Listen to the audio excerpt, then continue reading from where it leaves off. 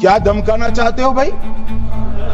संसद का कानून है, सबको स्वीकार करना पड़ेगा।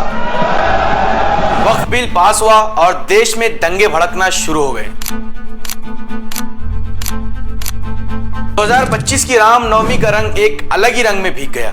कहीं पर मजारें गिराई गई, कहीं दरगाहों पर झंडा लगाया गया और कई हेट स्पीचेस।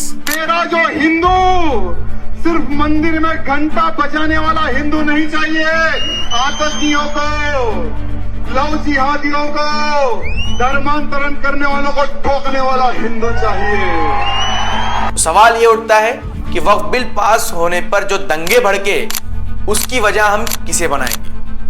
उत्तर प्रदेश के प्रयागराज अप्रैल 6 रामनवमी के दिन महाराज सुहेल देव सुरक्षा मंच के लोग सैयद सालार गाजी की दरगाह पर चढ़ गए और उनका झंडा लगाया, नारेबाजी हुई और खुली डिमांड में कहा गया कि दरगाह हटाओ, शिव मंदिर बनाओ। उत्तर प्रदेश के फतेहपुर में यहाँ तो बजरंग दल के लोग इतने आगे बढ़ गए कि 300 साल पुराना कब्रिस्तान को ही मिटा दिया और रोकने वाला वहाँ कोई नहीं है। वहाँ की सरकार और वहाँ की पुलिस क्या कर रही है। 26 मार्च राहुरी महाराष्ट्र लोग चढ़ गए बोसिंद बाबा हजरत अहमद चिश्ती की दरगाह पर, झंडा हटा के भगवा झंडा लगाया। शिवाजी के स्टैच्यू की बेइज्जती हुई थी।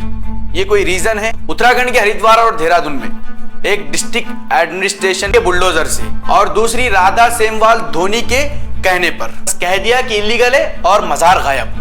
तेलंगाना के हैदराबाद अप्रैल 6 रामनवमी की शोभा यात्रा में बीजेपी के टी राजा सिंह ने बोला, मंदिर में भक्ति छोड़ो, तलवार उठाओ, हिंदू राष्ट्र बनाना है, लव जिहाद खत्म करना है। ये हिंदू को कट्टर हिंदू बनाना है,